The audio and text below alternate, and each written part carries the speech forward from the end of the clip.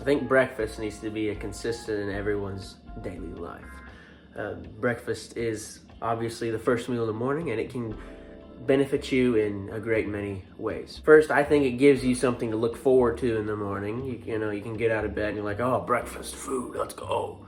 It gives you the energy to get throughout the morning. It can even last into the afternoon if your breakfast is big enough. If you're like me and you're a college student or you have a job and you need to go work, breakfast is essential to giving you the energy to at least last until lunchtime or dinner time. Usually my breakfast consists of toast,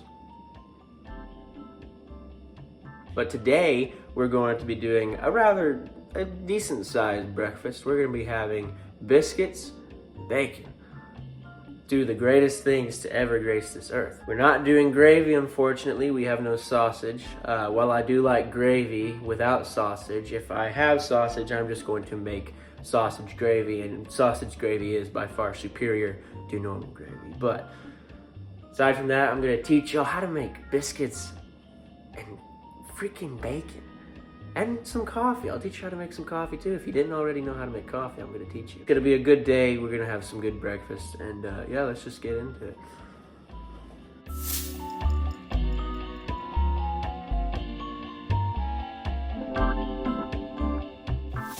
One of the most essential ways to start off your morning, before I even make breakfast, is I make some coffee. Coffee is good for a number of reasons, because if you wake up in the morning, you're feeling sluggish, you need some energy real fast before you get to breakfast, coffee is your person. If you just need a boost of energy during the day, coffee. If it's cold outside and you need a nice warm drink to keep things going, coffee. If you want anxiety, consistent anxiety, and an increased heart rate, coffee is your guy. Now, coffee, we just use some filters. We have this good old Bun coffee maker, and we have some Folgers black silk coffee. If you're fancy, you can have a coffee grinder, and you can grind up some beans and have a nice smoother taste to your coffee. But for me, I just do about 1, 2, 3, 4, 5 scoops coffee. More coffee grounds in the filter means stronger coffee. If you don't want as strong of a coffee, then you put less grounds in there. If you want really strong coffee, you put more grounds in there. Otherwise, you know, if you don't know what you're doing with the coffee grounds, then don't even make coffee. And you pour it here in the top. Not all coffee makers are like that. Usually they'll have them in the back and you have to lift it up, and it's a hassle. This is an older Bun coffee maker, so it's fairly simple. You just pour it in, put the thing under there, and flip the lid off. There's a little switch in there that makes coffee. You turn the hot plate on if you want it hot all the time. My OCD, it has to not hit the lid. It has to go straight down. If it hits the lid, then it just bothers me. But here's the coffee. We just made coffee. When coffee's done, I'll pour myself a cup, and then we'll go make the biscuits.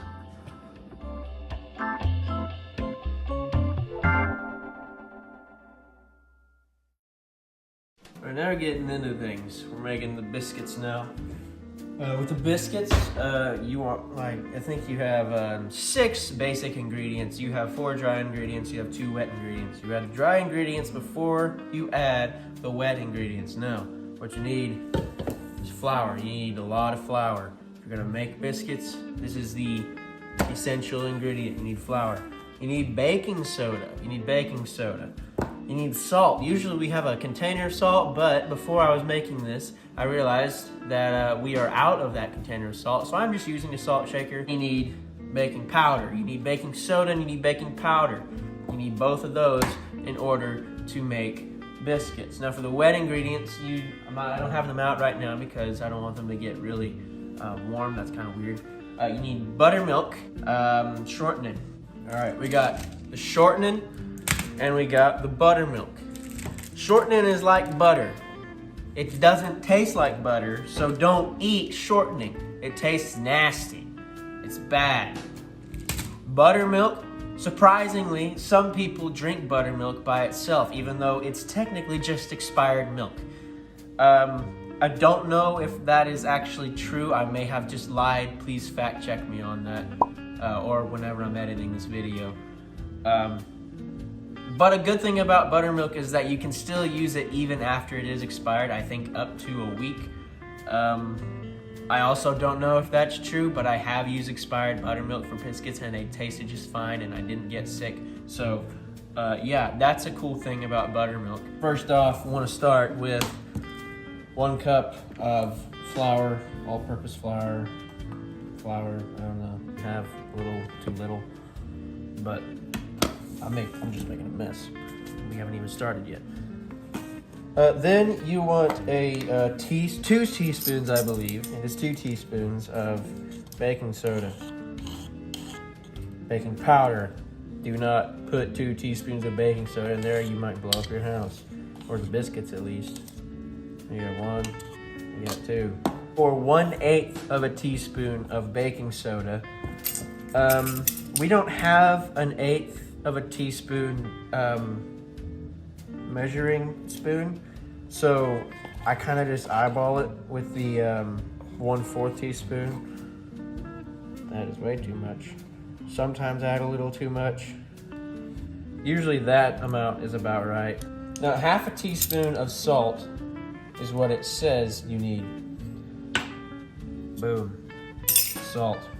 Now all the dry ingredients are added. You want to get yourself one of these. I have no idea what these are called. I'll probably just put it up here as like a pop-up right now. And then you just mix all the dry ingredients before you add the wet ingredients. 1/4 of a cup of shortening. There are little tabs like right here where you can see it says 1/4 of a cup. I think right here, 1/4 of a cup, which is 4 teaspoons. You want to take a knife. You just want to cut it right there, and then you add it to the biscuits.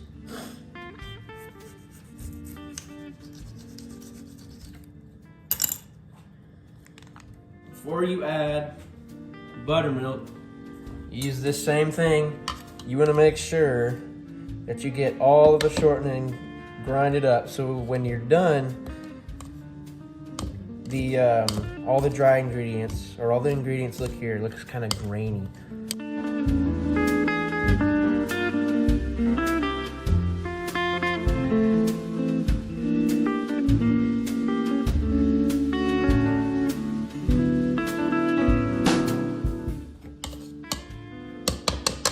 All right, so that's what it should look like. Then you can add your buttermilk. You just want to add a cup of buttermilk. A little less, you will get really, really, really dry biscuits. A little more, you're gonna get some pretty wet biscuits. Kind of like the smell of buttermilk. I don't know if that's a common thing. Then you want to take a spoon after you add the buttermilk and you just want to mix it. If you don't think you added enough, you can always go back and add a little more.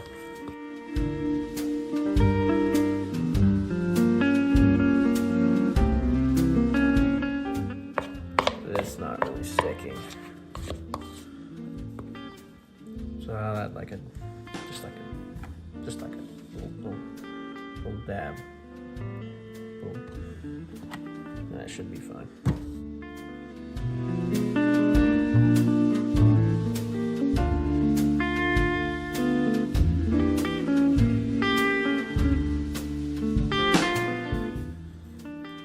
All right, so there's your dough, your biscuit dough. We got the dough. So what you want to do now, you want to grab some wax wrap. Actually, I have to move this back a little bit. And you want to add a little flour there. Flour is really good at not letting the dough stick to your hands. So if you want, you can add some flour to your hands, or you can just add flour straight to the bowl, just a little bit to keep your hands from sticking on it. So put the dough. Oh crap! I just made a mess. Awesome. Good. Put the dough right there, and you knead the dough down. I'm not going to show this part because I'm really bad at kneading, so yeah, I'm just going to cut to when I cut the biscuits. All right, we got the dough all kneaded out. And what you need next, you need a cookie sheet and you need a biscuit cutter. My mom likes this medium biscuit cutter. It works really well. I think you can get a biscuit cutter literally anywhere. You can get it at Walmart, Target, whatever. Target's gay, don't go to Target. So yeah, you just cut the biscuits. If you need to knead out the dough a little bit more or mix the dough with some more dough, then that's perfectly fine. I like to leave the dough a little bit thicker so you get nice thick biscuits.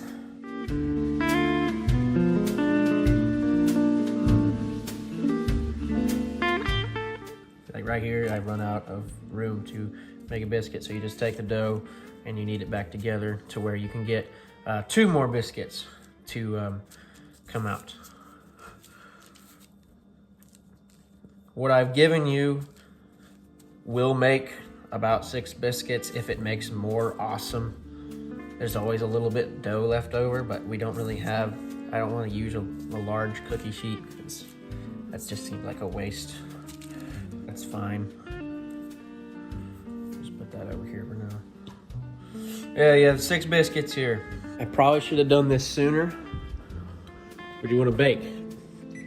You want to preheat the oven at 425 degrees. Then you want to bake the biscuits for 13 minutes. So while we wait for the biscuits to bake, I'm gonna make the bacon. Making bacon actually isn't that hard. I got my coffee, by the way. Making bacon is not that hard. It's just a matter of, are you gonna burn it? We got some smoked bacon, Applewood. It's thick cut. A lot of people don't like thick cut. Y'all are weird. So as you can see, for this pan, the bacon is too big. So I'm going to have to cut the bacon. I'm just going to do 2 slices. That would give me 4 slices of bacon. Leave just 1 slice in there. Usually I cut it right down the middle.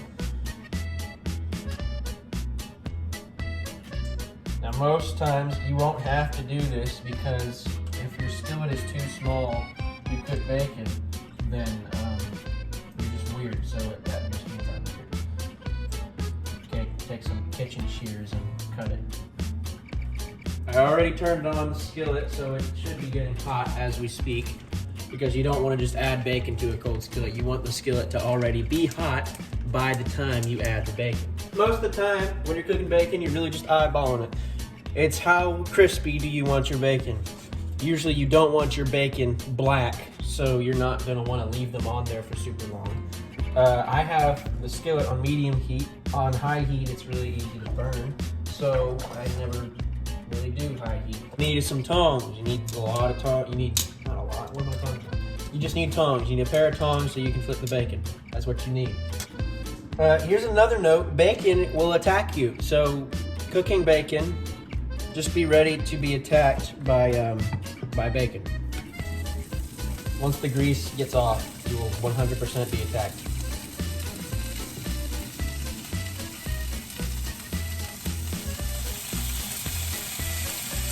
See, I already got hit. Bacon grease hurts, so you want to be careful with the bacon grease. Once you get started, it's fairly easy to not burn it. It's just a matter of looking at it like this and making sure it doesn't burn. By the way, one other thing, it's gonna smell really good, but you really don't want it to get super angry at you, because bacon will get angry and it will attack you. Also, if you want to be really fancy, I didn't even think about this. If you want to make eggs, scrambled eggs, after you cook bacon, see, you just got attacked. After you cook bacon,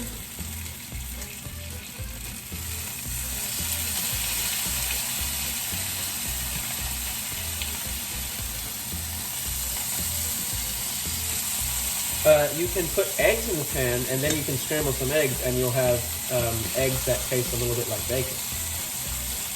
Or you can just cut up some bacon and put it in the egg. You can cook the bacon before you cook the eggs, and then you can add eggs and have bacon-infused scrambled eggs.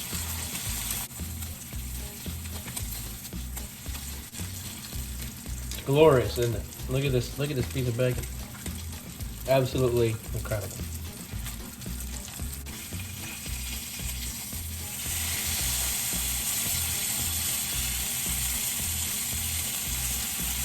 That piece is just not cooking at all.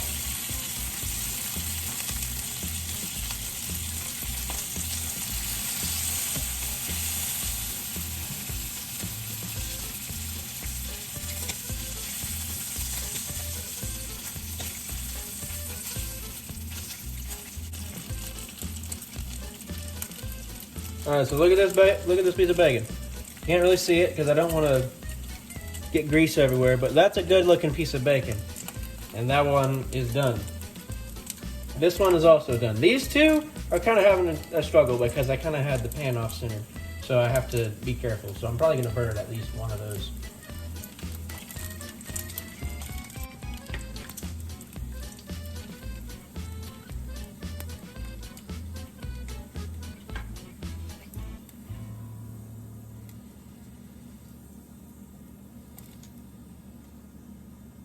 Now that's a good looking piece of bacon.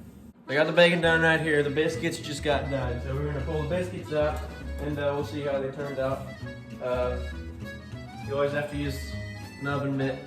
If you don't use an oven mitt, then I don't even have to explain that to you. That's just basic knowledge.